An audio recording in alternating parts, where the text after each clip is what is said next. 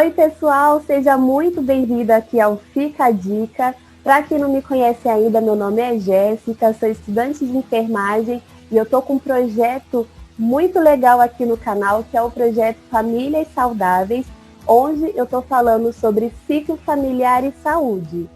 Eu estou contando com uma equipe multiprofissional, entrevistando eles para falar sobre cada etapa do ciclo da vida.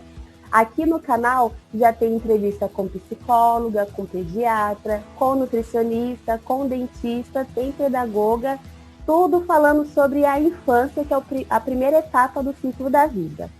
E hoje eu vou falar sobre cuidados que você precisa ter com o seu bebê e com a sua criança. E quando a gente fala de cuidados, a gente fala de enfermagem. E a convidada de hoje é a enfermeira Gabriela. Seja muito bem-vinda, Gabriela, aqui ao canal. Obrigada pelo convite. É uma honra, porque o projeto ele é muito bom, né? E com certeza tem ajudado e vai ajudar muitas pessoas, muitas famílias. Que bom. Então, tenho acesso a esse conhecimento. A Gabriela, gente, ela é enfermeira, pós-graduada em obstetrícia. Ela faz trabalho com gestante, acompanha a gestante desde o pré-natal até o trabalho de parto. Então, você que é gestante, que está me vendo aqui, eu vou deixar o Instagram da Gabriela aqui embaixo na descrição para vocês. Vai lá no Instagram dela que ela dá bastante dicas sobre gestação, tá bom? Eu vou deixar aqui embaixo, não deixe de ir lá acompanhar. E também não deixe de se inscrever aqui no canal. Enfim, eu também vou deixar o meu Instagram aqui para vocês. Vai lá, me sigam, curtam e se inscrevam. Bora lá começar então. Gabriela, o bebê nasce, né? E ou sai da maternidade ou do lugar onde aconteceu esse nascimento e fica só a mãe e o bebê para ter todo esse cuidado. Então, a primeira pergunta que eu tenho para te fazer é quais são os principais cuidados que precisa ter com esse recém-nascido? Acho que é um momento muito crítico, assim, no sentido de bastante dúvidas que surgem, né? Principalmente se é o primeiro bebê daquela família. E a mãe se sente realmente muito perdida quando ela vai para casa em relação ao que ela faz com esse bebê agora, né? E os principais cuidados é basicamente tipo a amamentação, o cuidado com troca de fralda, né, e o cordão umbilical. Então, em relação à amamentação, a gente oferecer o peito, né, o seio materno em livre demanda, ou seja, a gente oferece, dá para o bebê quando ele quiser, quando ele solicita que ele quer mamar.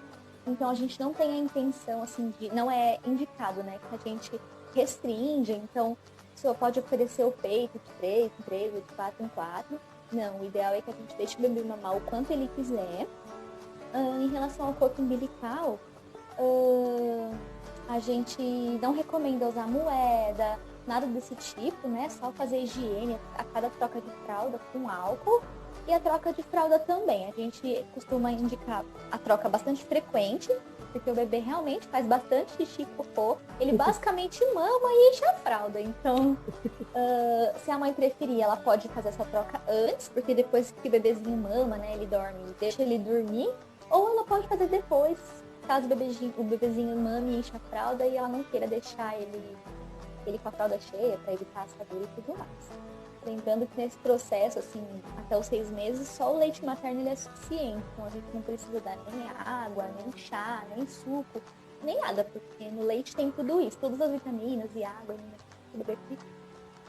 Ai, que legal. E algumas mães às vezes comentam, né, que elas percebem que às vezes o recém-nascido, em vez de ganhar peso, parece que perde. E eu queria te perguntar se é comum isso acontecer nos primeiros anos de vida.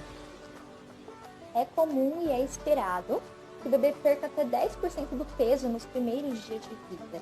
Então não precisa ter essa neura de que o bebê está perdendo peso, porque ele realmente vai perder. Então, ele passa a ganhar peso só a partir do 5º, 7º dia de vida em diante. Então, às vezes, ele vai demorar 10 dias depois de nascido para recuperar o peso do nascimento. Então, é esperado que, mesmo que ele esteja sendo bem amamentado, que ele perca peso, porque ele nasce um pouco mais demasiado, então ele elimina, né, esse tanto de líquido que nasce a mais. E aí depois ele recupera. Então, realmente desmistificar isso, né? Porque aí a gente entra naquela história de que o leite é fraco, por isso que o bebê tá perdendo peso, e aí a gente entra no ciclo de querer oferecer fórmula através da mamadeira, e realmente não tem necessidade. Só deixar o bebê mamar à vontade, e com certeza ele vai recuperar esse peso. Então a mãe não precisa se preocupar, né, durante esse período. Não, os primeiros dias é só relaxar e curtir a adaptação com o bebê. E continuando falando sobre a amamentação, como é que a mãe sabe se o bebê está amamentando da forma correta? A gente vai ter vários sinaizinhos, assim. Então, o primeiro deles, que a gente é o que todo mundo mais pensa, é em relação à balança, né? Então, passando essa primeira fase em que ele perde peso, depois ele vai recuperar, então ele começa a ganhar peso. Então, esse é um bom sinal. É diferente da gente passar do 10º dia, por exemplo, o bebê ainda assim não ter recuperado aquele peso. Então, aí a gente vai investigar. Então, excluindo os primeiros dias, o bebê começa assim a ganhar peso. E também pela saciedade. A gente percebe que um bebê que consegue mamar bem, e quando a gente fala mamar bem, é tipo extrair o leite por completo. Porque quando o bebê começa a sugar um seio, esse leite que sai, a primeira fase do leite, ela é composta por água, vitaminas, minerais. E só depois de um tempo de sugada, né, de mamada, é que esse leite fica rico em gordura, que faz o bebê não só ganhar peso, mas também ficar saciado. Daí a importância de, entre a mamada, a gente não trocar os peitos. Mama sempre um todinho até esvaziar e depois a gente oferece, né, estimula a oferecer o outro peito. Então a saciedade a gente vai ver por isso. Um bebê que ele consegue tirar esse leite rico em gordura é um bebê que ele vai ter um período de sono mais prolongado. E ele dá sinais, ele fica mais soltinho, assim, a mãozinha até cai. A gente puxa o bracinho e ele tomba, assim, é um bebezinho que ele fica realmente apagado. A gente brinca, né? Esse aqui ó, tá até chumbado, de tanto que mamou. É diferente de um bebê que mama só a primeira fase do leite, né? Que ele dorme 10, 15 minutinhos e já acorda, querendo mamar de novo. Vale a gente lembrar que o bebê ele tem períodos de sucção não nutritiva, que ele tem essa necessidade de sugar, e não é por fome, é só por vontade de sugar. Mas quando ele tá com fome e ele se sacia, né, ele fica realmente bem relatado. Que legal. Bom, agora vamos falar um pouco sobre imunização.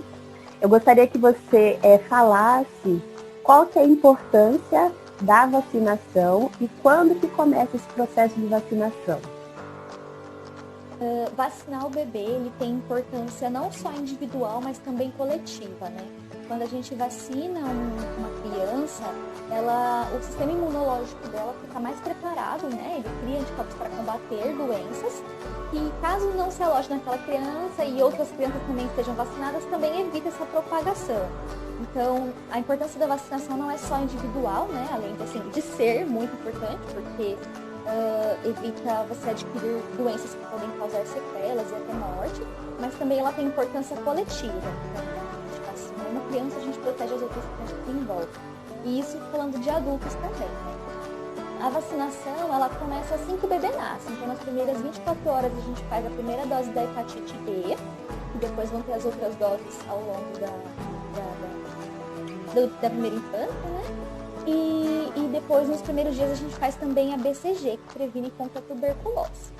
E aí, ao longo dos meses, a gente vai tendo acrescentado as outras vacinas. Entendi.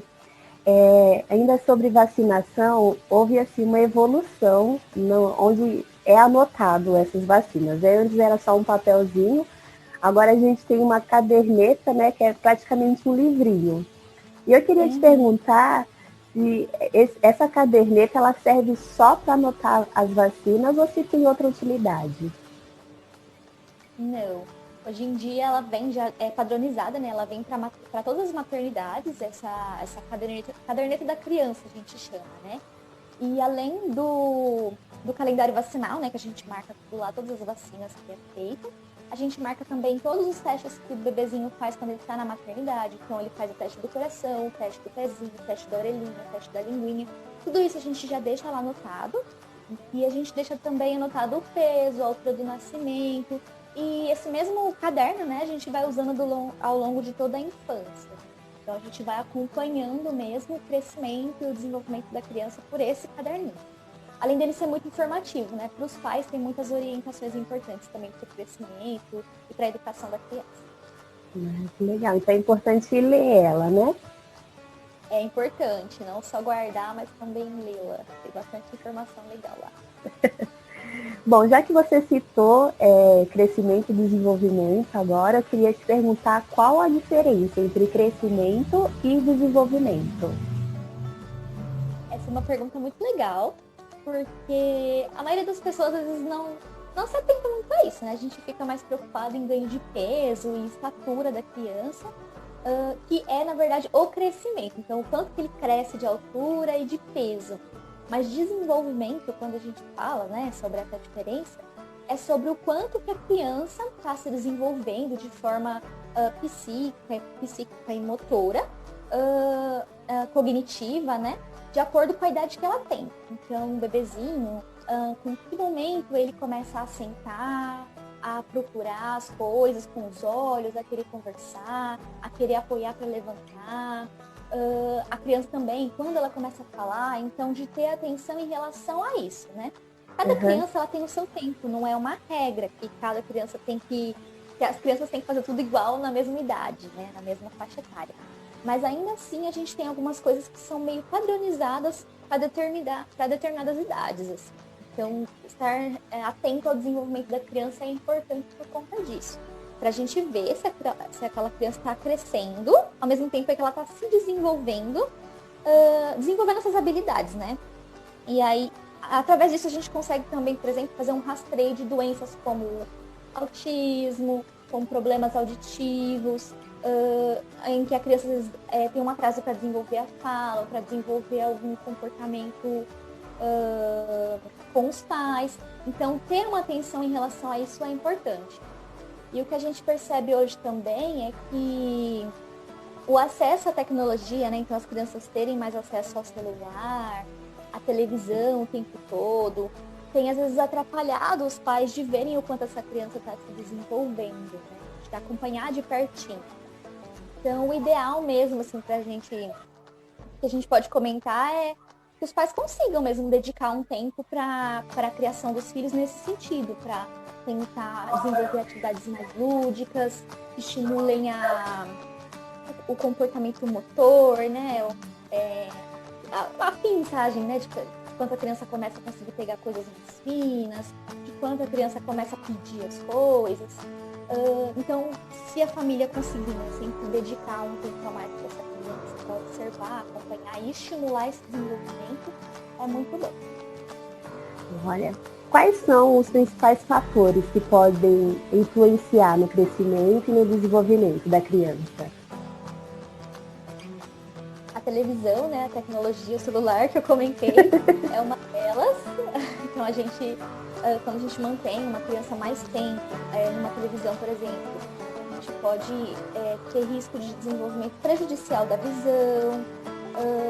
Quando a gente oferece alimentos que são gordurosos, né, quando a criança começa a ser introduzida na alimentação e a gente oferece alimentos muito industrializados, por exemplo, aí associado, por exemplo, a uma falta de atividade física, em que a criança só passa mais tempo nos aparelhos tecnológicos, a gente aumenta o risco de obesidade. Bom, então eu vou partir para a última pergunta. Espero que vocês estejam gostando. Não se esqueçam de se inscrever aqui no canal. Não se esqueçam também de ir lá no Instagram da Gabriela e seguir ela. Me segue também lá no meu Instagram, principalmente você que é mãe, está aí perdida, não sabe o que fazer, primeira gestação, um monte de informação chegando até você, nada como acompanhamento de um profissional, tá bom? Agora eu gostaria de perguntar qual que é a importância do uso profilático do ferro para a criança e até que idade que ela vai tomando esse ferro. O ferro está sendo introduzido hoje em dia a partir dos 14 dias de vida, né, através de um polivitamínico, e a gente tem recomendado o uso, né, eu digo o Ministério da Saúde, tem recomendado o uso desse polivitamínico até os 2 anos de idade. Ele está sendo importante porque realmente a gente tem uma deficiência alimentar ao longo dessa infância e o uso profilático desse polivitamínico, né, tem evitado doenças como anemia, por exemplo, nessa primeira infância. Então, realmente, para crianças, para famílias, né, que conseguem se alimentar de forma saudável, ingerindo muitos nutrientes através de legumes, de verduras, principalmente escuros, de carne, de suco natural de frutas, é ótimo, porque realmente dificilmente uma criança vai ter uma deficiência nutritiva e de ferro. Mas a realidade brasileira é que nem todas as pessoas, nem todas as famílias têm acesso tanto a esses alimentos saudáveis, né, quanto ao preparo saudável desses alimentos. E aí, essa suplementação com ferro vem justamente para isso, para evitar que as pessoas desenvolvam anemia. Então, aos 2 anos de idade é uma recomendação do uso do polivitamínico. E a anemia, às vezes, ela é muito comum, né? Na infância. Eu tenho um sobrinho que ele desenvolveu, o primeiro não, mas o segundo ele desenvolveu uma anemia que ficou um bom tempo tratando para não ter. Acredito que seja uma grande dificuldade também de muitos pais. Sim. O leite que a mãe produz, assim, né? O aleitamento materno em si, ele é muito completo. E ele é recomendado, por exemplo, exclusivamente até os 6 meses e complementando a alimentação até os 2 anos. Mas a verdade é que a nossa realidade, assim, de amamentação prolongada no Brasil, ela é curta, então as mães amamentam, mas elas amamentam por um período curto, então normalmente 50, 60 dias, muitas vezes não chegam exclusivamente até os 6 meses e muito menos até os 2 anos, né? E principalmente no primeiro ano, a criança não aceita muito alimento, né? Muita comida. Ela está interessada mesmo em mamar, em tomar leite. E se esse leite vir da fórmula, por exemplo, ele realmente é deficiente, né? Não dá pra gente comparar um leite materno, que tem mais de 800 substâncias dentro, e um leite de fórmula, né? Que ele é derivado do leite da vaca, e ele tem, por exemplo, 50 substâncias só. Então, realmente, essa suplementação vem justamente para isso. A criança não aceita a mesma alimentação, ela tem que ter preferência por algumas coisas e outras não. E tá tudo bem, né? É um processo, faz parte também. Ao longo da idade, conforme a criança vai crescendo, vai melhorando. Mas é bom por conta disso, dar esse suporte. Tá certo, então. Bom, gente, então é isso. A gente vai finalizar aqui o nosso bate-papo. Espero que vocês tenham gostado. Tem bastante conteúdo. Eu deixei aqui ao longo da entrevista os cards com as outras entrevistas que foram realizadas e quem acompanhou todas as entrevistas está vendo que uma é complemento da outra, né? A informação que tem em uma se linka com a informação que tem na outra e tudo muito enriquecedor. Então, se você quer que seu filho tenha uma infância saudável, se você quer observar, né, os indicativos de saúde do seu filho, quer ter uma noção, assista essas entrevistas porque está tudo muito informativo, né? Para você não ser pego de surpresa ou se acontecer às vezes alguma coisa com seu filho ou com sua filha, você saber para onde encaminhar ele. Agradeço novamente, Gabriela, sua presença aqui conosco. E, gente, se inscreva aqui no canal. Que a Gabriela vai aparecer outra vez aqui. Quando eu chegar lá em maternidade, para falar de maternidade, ela vai estar aqui presente, gestantes de plantão. Se inscrevam para não perder. Delícia! Bastante coisa para falar para gestantes. Olha lá, se inscrevam para você não perder essa etapa. Então é isso, obrigado novamente. Agradeço. Beijo, gente, e até mais.